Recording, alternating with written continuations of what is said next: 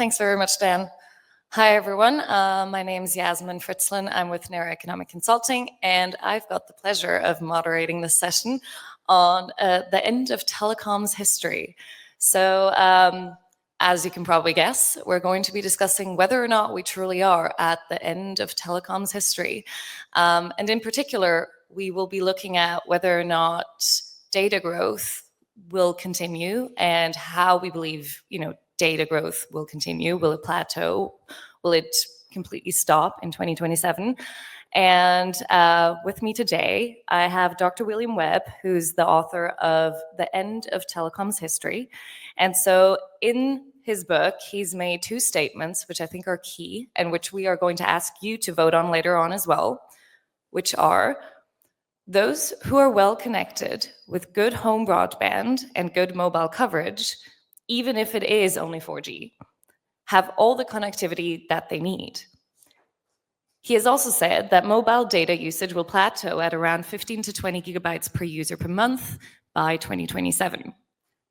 Now, after Dr. William Webb published his book, Stefan Seele from Colliago published a rebuttal saying the end of telecoms history, not really, and started debating some of the points that Dr. William Webb has set out. And so without further ado, I will give both of them the time to introduce sort of their point of view on the topic.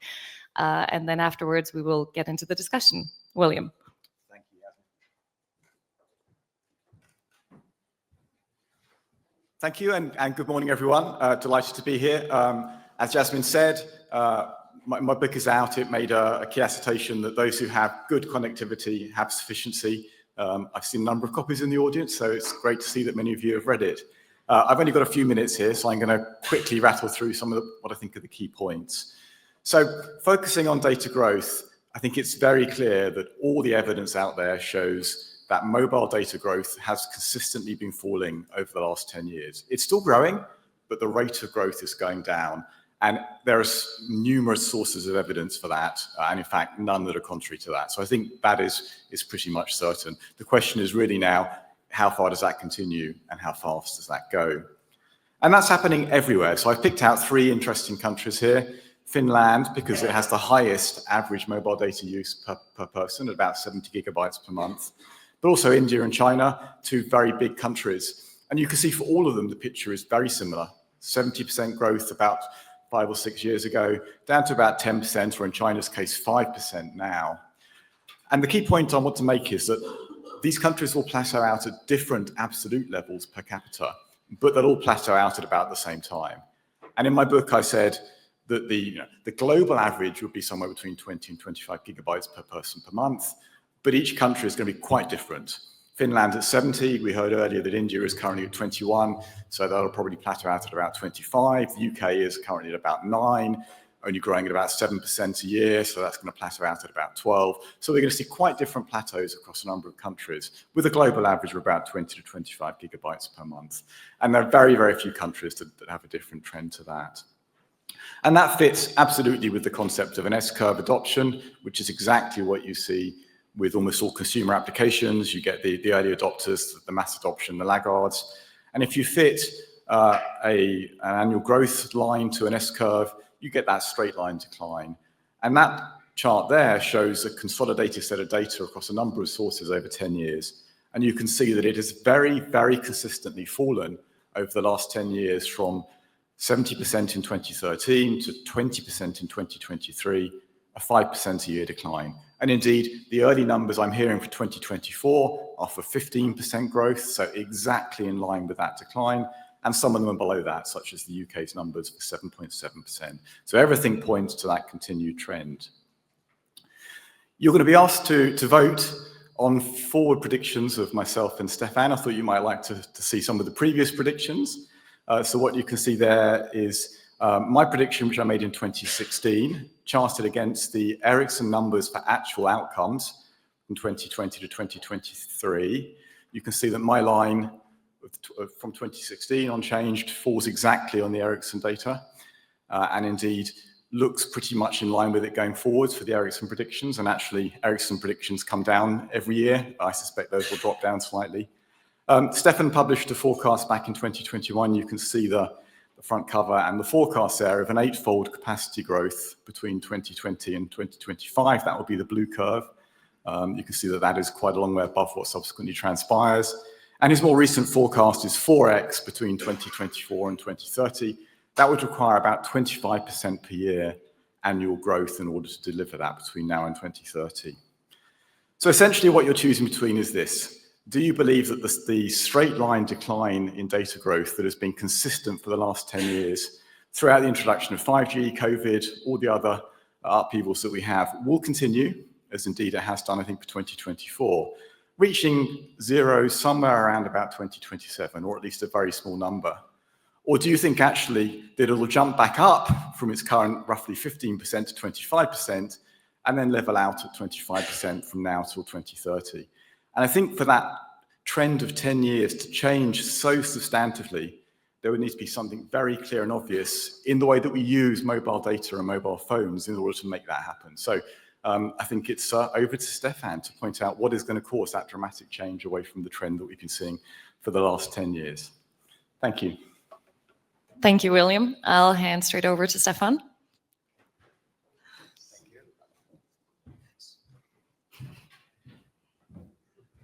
So, good morning, everyone. My name is Stefan Seele. I'm the CEO of Gorliago Consulting, and most of our work is in spectrum valuation. So we run about 8 to 9 spectrum valuation projects in all continents, which involves forecast and putting a price on spectrum. How much do people pay for it? Now, William's book makes many good points, but one of the things we always look at, how is data usage actually distributed amongst all the users?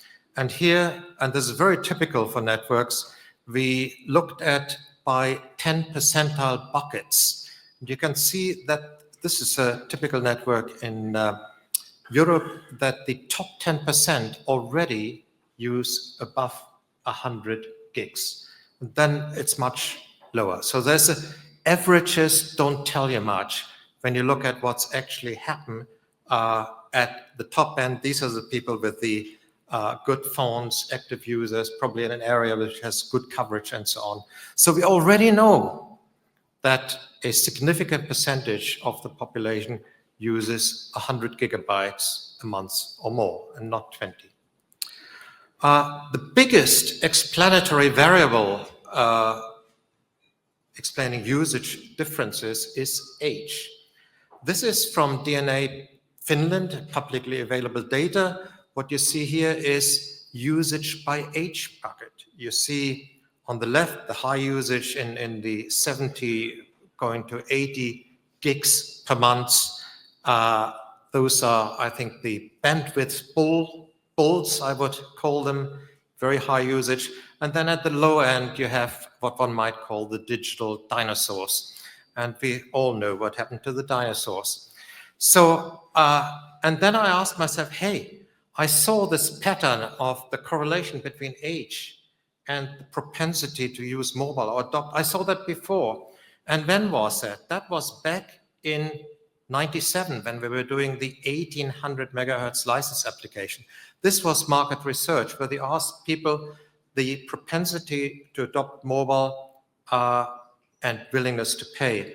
And we saw it was in the 80s for the younger age group, much, much lower for the older age group. If I now had taken the average and said, you know what, mobile penetration is going to level out at 35%, well, we know that's not true, is it? Because we are now at 100%. So what we got to look at is not averages, but how use is distributed amongst the population. What are the factors which might explain differences in usage? Well, one of them is obviously price elasticity of demand. And my favorite comparison in this case is Finland versus Germany. What do we have in Finland? In Finland, I think, is possibly the only European country which has true 5G, in the sense that it's standalone, that they sell service classes and so on, and everything is unlimited. They don't sell volume. You know, that's the other misplaced thing. talking about volume is not really relevant in a true 5G environment. So what you see here is the price for unlimited data, telecom in Germany versus Lysa. And then, so that's price. And on the right-hand side, the right-hand chart, you see the demand. This is mobile usage, by the way. The 78, which was mentioned before, includes FWA. So I've taken that out. So, I mean, price and demand, hardly surprising. And why is unlimited data so important? It's so important because the marginal cost of usage is zero. So in that sense, it becomes the same as Wi-Fi. Why would anyone bother to log in to a Wi-Fi network which is less secure, passwords, etc., if they in fact could just use their 5G network? So that brings me to the other point, and this is where I agree a lot with William. It's about coverage. Now, the European Commission, we heard all this, they congratulate themselves, 87% population coverage. But actually, really, you go walk around the city, and here's some screenshots, for example, Berlin, London, Lyon, and France. And this is, some of you might recognize this. This is London in the middle of Hyde Park. And you think, well, you can't get any more central than that. And guess what? No 5G. So how is it possible that it is claimed that we have 87% population coverage in perhaps the city as a whole in a spotty way, but there are lots of holes. So how can you, for example, how can an enterprise, a city build a 5G application if there isn't consistent 5G SA coverage? It doesn't really work. You can't build a process when you don't know reliably that it works over the entire municipality, for example. So we've got these screenshots from other places, even from Barcelona, by the way, the world capital of mobile. There are holes outdoors and, of course, indoors. And so this brings us to usage. We know that people use much more. We know that because the usage is on Wi-Fi. This is some research from Australia. And if some of this usage could move to 5G because it was available, because it's unlimited, then usage would be much higher, because we know that on smartphone usage, people use it for hours, but this is actually on Wi-Fi rather than on mobile. So this is why the focus needs to change in Europe. They should rethink coverage obligation or monitoring coverage, looking at 5G SA to truly deliver the vision of 5G, foster indoor coverage, rethink where money is being spent in the middle of nowhere, which benefits very few people. Let's think about a euro spent right here in the center of Brussels deliver much more socioeconomic benefits than a euro spent in the middle of nowhere. Stefan, so, I'm very sorry. I'm going to be very rude. I'm done. I realize you have... Thank you very much. Oh, perfect. Okay. I know the two of you will have tons to discuss between the two of you, so I will give both of you a chance to reply to each other's presentation. Before we do so, we wanted to get your guys' opinion on this. So we have two questions, and what we're going to do is we'll have you answer these questions now before the two of them discuss it in further details. And then at the very end of this session, I will ask you to vote again or edit your response if you've changed your mind. So stakes are high. So if you scan this QR code, you'll see the first question come up, which is, do you agree with this statement? Those who are well connected with good home broadband and good mobile coverage, even if it is only for 4G, have all the connectivity that they need. So either yes, no, or not sure.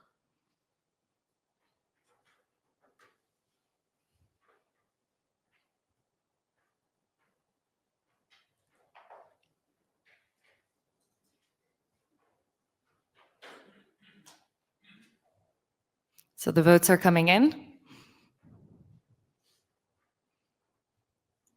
William, it looks currently like you're getting a lot of support. He's very happy. Stefan, the game is on.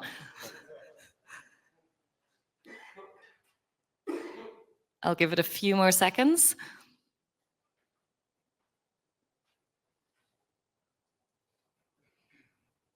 All right, I think it's stabilizing. So, Stefan, you've got your work cut out for you. 56% believe that we do have all the connectivity that we need, with only 25% actually saying no. So let's go to the next question.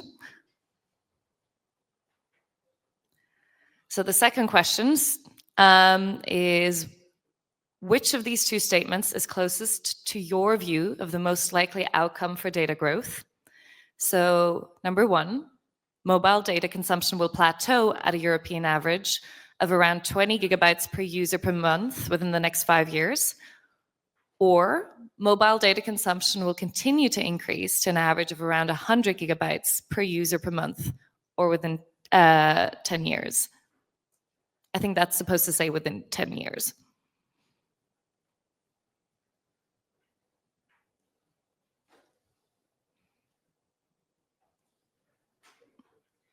I see some people shaking their heads. Let's wait until the answers come in.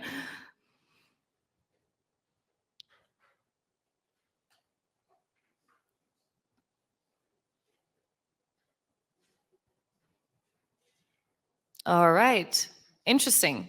So in this case, I think, William, you'll have to put on your gears. So we have 62% currently that believe that 20 gigabytes per user per month within the next 5 years might just be a bit too low. So with that, we will pull these questions up again at the very end of the session, and see whether anything about this changes. And I'll hand over to William. I think Stefan had a chance to sort of give a strong rebuttal of your book in the first instance. So a large part of his reasoning was that the 20 gigabytes per user per month was this sort of average that is sort of too simple to look at, and that with current users who have a high data consumption, it's young people that will continue on into the future. When they get older, we'll have new young people coming in. What do you say to that? Yeah, so first of all, it is an average, and it was only ever intended as a guidance. I mean, my point is more that data growth is plateauing. And within that, of course, there's a huge variation, as Stefan rightly said. You know, we know that there are users out there that use 300, 400 gigabytes a month, and then there are ones like me that use 1 gigabyte a month. And we're taking the totality of all of that. And I think the only question is whether that changes. Will the small users become bigger users? But that distribution has been true for 10 years, and I don't see any reason for that to materially change. I think there is a valid question around, as younger users age, does that mean that they continue their usage patterns? I mean, perhaps, but the average age of a person in Europe when they die is about 80, so about 1.25% of the population turns over each year, if you want to look at it on that simple statistical basis. So even assuming that the elder people use no data and the new people use at least the average, then you'd see a growth rate of 1.25% a year as a residual growth rate based purely on that aging effect. So, you know, perhaps we'll see that very small residual growth rate, but then contrary to that, we see things like video compression improving significantly, and all it would take would be another step change in video compression like we had in the last 8 years, and that would knock 20% or so off the total data usage. So that would be the equivalent of 15 years of aging in the process. So I think, you know, these effects are there, that they're valid, but I don't think they change the overall material view of data growth, which is encapsulated as the average of what everyone's doing across all the countries and all the individuals. Stefan, do you have anything to add to this? Yes, it's quite odd. I found it very interesting, the response to the first question and the second questions. They were almost opposite. So as regards the first question, we have all the connectivity we need, even with 4G. Okay, why are we here? Are we all wasting our time? So essentially what this says, you know what, we don't really need 4G, so we don't really need 5G, let alone 6G. We are done. I think that's the essence. And that's I find slightly implausible given what we already have, because you couldn't deliver economically the sort of data volume which people believe in we'll have in 10 years' time. And that was the second question. Without having 5G and the additional spectrum that comes with it, the spectral efficiency associated with massive MIMO and so on, it's simply not possible to get there. So the second one really says, well, yes, we do need 5G. And then I find it very implausible that we would have countries like Finland with an average of, and still growing, by significant percentages of 40, 50 gigs. Then we have another countries where we are stuck at 7 gigs in roughly similar socioeconomic situation, Germany and Finland. I mean, these are not people who are fundamentally different. So why would it remain like that? I'd find that very, very odd. So maybe just to clarify on that, is it that you believe these countries with similar socioeconomic backgrounds should have a similar data usage?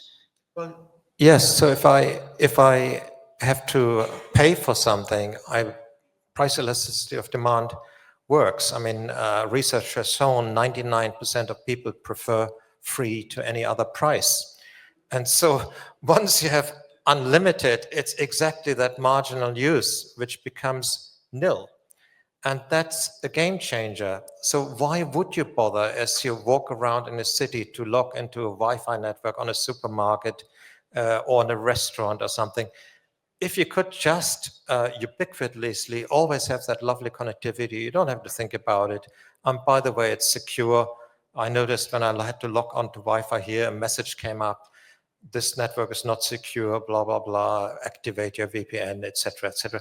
So it's simple things like that. It's about convenience and price. All right, so everyone will end up at the same high growth rate if they could. So first of all, just to pick up on the 5G point, I'm absolutely not saying we don't need 5G. I had not said that at all. We absolutely do need 5G for capacity purposes. And indeed, we've seen about a 3-fold increase in data usage from 2020 when 5G was deployed till now. And without 5G, we absolutely could not have met that. So I'm fully in favor of 5G for capacity purposes. The point I'm just making is it brings nothing to a consumer in terms of its features of higher speed, because those don't deliver any benefits over and above a good 4G connection. But you absolutely need it. So I wanted to clarify that.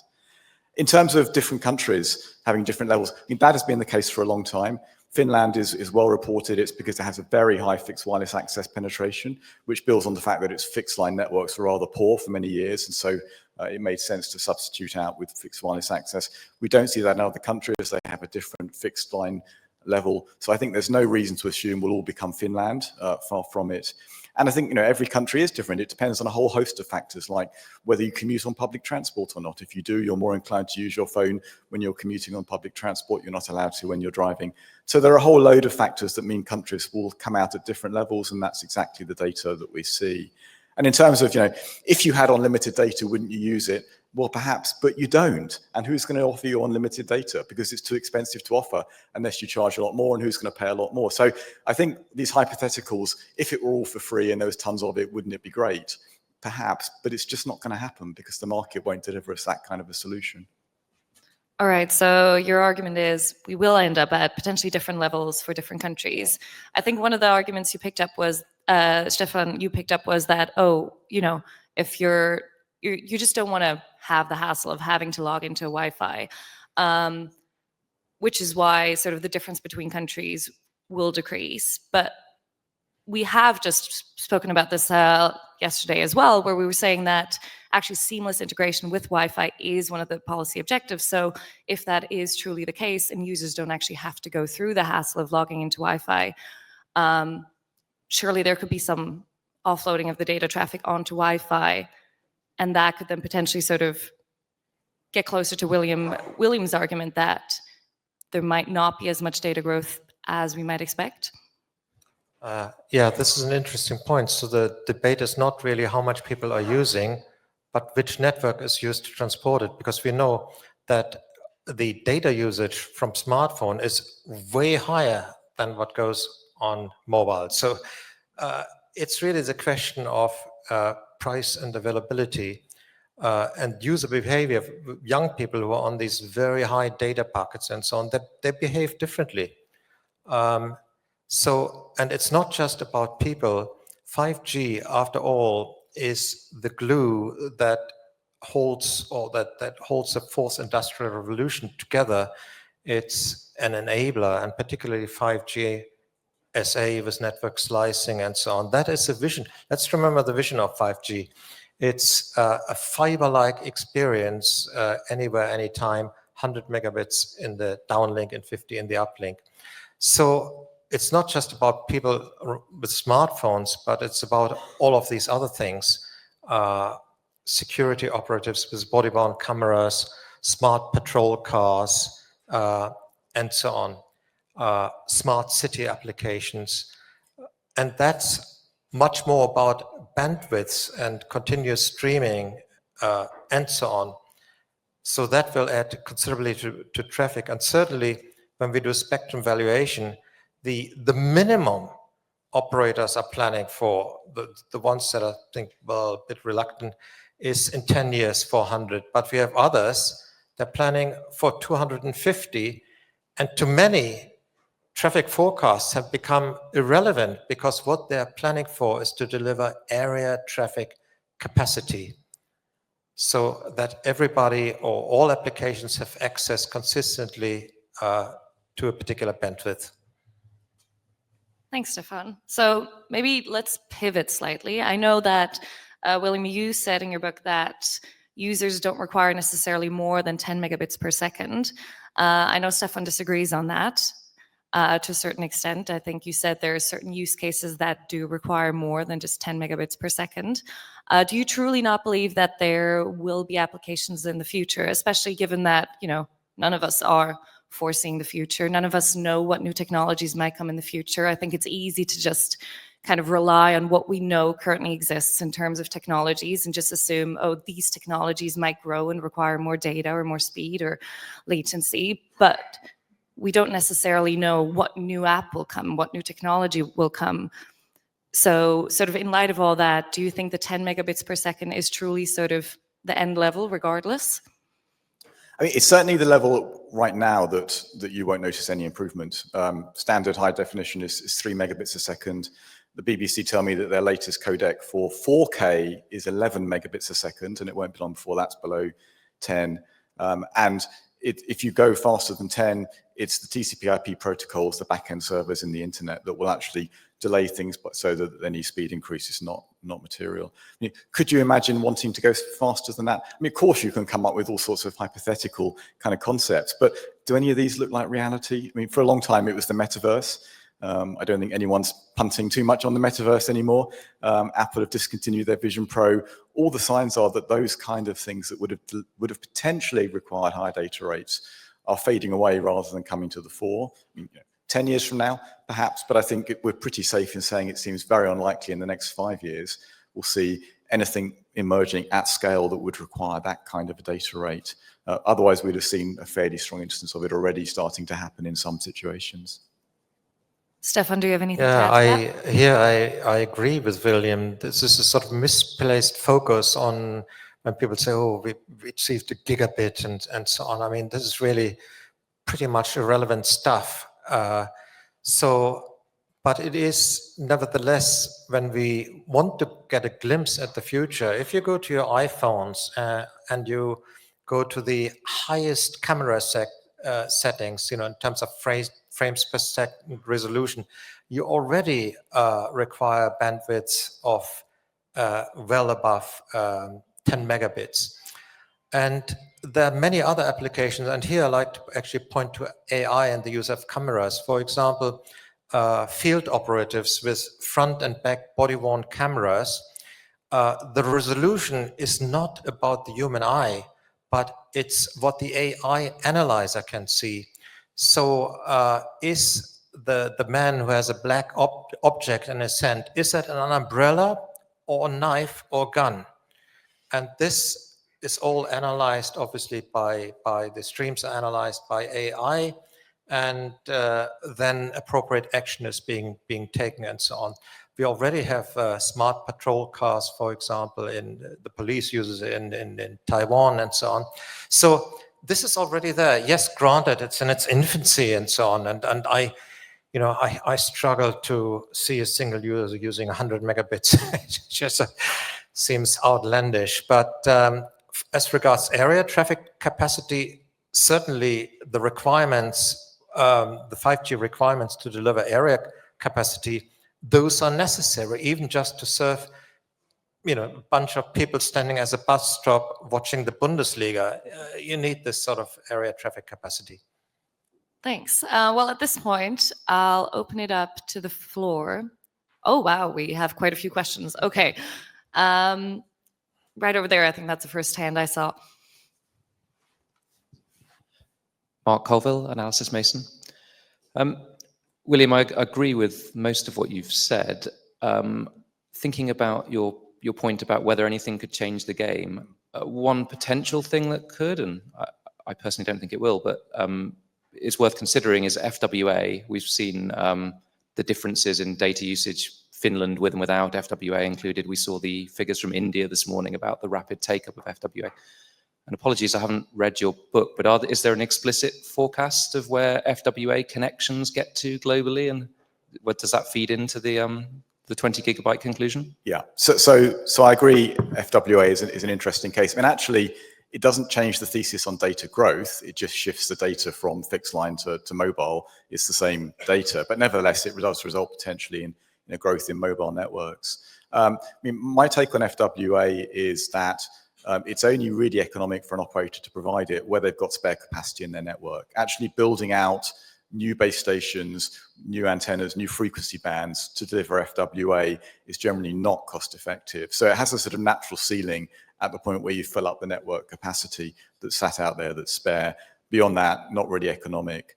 And we see it only really happening in countries where the broadband costs are quite high, the US, or there just is very, very little broadband and you don't have much alternative, which I suspect is probably the case in India, but not globally and not everywhere. So I think it is already actually distorting the figures somewhat. And I suspect if you look at US growth figures for mobile data, which are also heading downwards, in fact, what you're seeing is growth in fixed wireless access with almost zero growth in what we call true mobile data.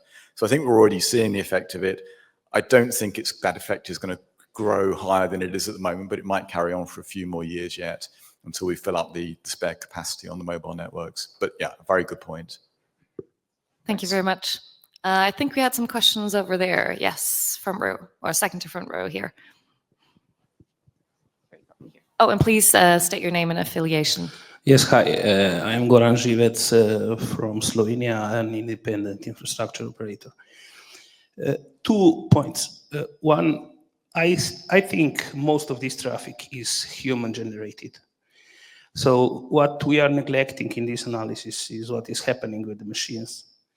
And there have been researches almost 20 years ago that were saying that a human being, all the senses generate 100 megabits of data. So eyes, smell, everything, we can intercept 100 megabit of data as a human, but there's a lot more than humans. So just the machines alone, even the phones now are generating traffic without us touching them. This is 1 point. So I suppose it will be going on more than the human usage. So I think machines will generate more use than humans. And the second one, I'm involved in infrastructure since 2007. And it is always a question of chicken and the egg. So in the infrastructure, if we do not build the infrastructure, there will not be new models of use. So it's not the opposite, although this is conflicting with the business necessity to justify the approval of the investment. But is there a question there that you want to ask? Yeah, I think the discussion about whether we will be generating more than 20 gigabyte of data per month. So what we have is sufficient now. and this now is missing in the question, because if the question had for the next 10 years, then probably most of the users would answer no. So 20 gigabytes is today, but in 20 years, it will not be enough. Thank you. All right, let me maybe rephrase this. Tell me if I'm wrong, but are we ignoring sort of the use of machines in the background? And I think given sort of the time, I'll just ask you to potentially answer that question and then wrap it up with sort of a more conciliatory approach and saying, I know you do agree on a couple of points, and maybe highlight those briefly in sort of your last remark. So, no, I'm not ignoring machines. There are already something like 4 or 5 billion IoT connected devices on cellular networks that will grow steadily. But the amount of traffic they generate is almost always insignificantly tiny compared to human video traffic. So the total volume of machine traffic on networks, on mobile networks, is well under 1%. I mean, that could grow a bit, it will grow a bit, but it won't double the amount of traffic on the networks, because machines don't generate that much traffic generally. They generate data rather than video. So what was the other point, sorry? Thanks. Just wrapping it up, I know you both agree on a few points as well, if you just want to highlight sort of maybe one or two of them. So I think we certainly both agree on the need for better coverage, on the fact that actually the key issue for many users is a lack of ubiquity of mobile connectivity. And in particular, in buildings is an area where coverage is typically poor, and there are a lot more could be done there, potentially with either in-building cellular or in-building Wi-Fi. Stefan? Yes, I think to pick up on the coverage point, I mean, one of the things which I thought quite interesting from the Indian presentation was the focus on small cells and way leaves, $1 site rental and so on. And this does make a difference. And this is why, amongst other things, using the upper 6 gigahertz for mobile is so important, because you can have a total of 700 megahertz that's left in a single box. And these can be relatively small because we have gone up in the frequencies, hung off lampposts, an installation here indoor. And this is the connection between bringing the cost per bit down and the spectrum in a 5G SA environment, because we no longer have to bother about serving a legacy customer who don't even use VoLTE or non-standalone customers. It becomes so much cheaper, and therefore a realistic economic proposition to deliver that 5G SA indoor coverage. Thank you very much to both of you. In that case, one last time, I will ask you to change your vote if your opinion has changed. So we're going to bring up the QR code again. So we're only voting on the second question. So this was the question with regards to the usage in gigabytes per user per month within the next 5 or 10 years. So if you do want to change your answer, there's an edit response button, and you can click on that and then change your response. All right, so just as a frame of reference, we started at 62% for the 100 gigabytes per user per month. And we do seem to have a marginal increase with people believing that actually 100 gigabytes per user per month within the next 10 years is potentially more likely. Oh, wow, it is continuing to go up. All right. I think it's slightly stabilizing. So thank you very much to all of you for participating. I think this was a very interesting session. Thank you to the two of you. And I'm sure if you have any further questions, you can ask either of them outside afterwards. Thank you very much.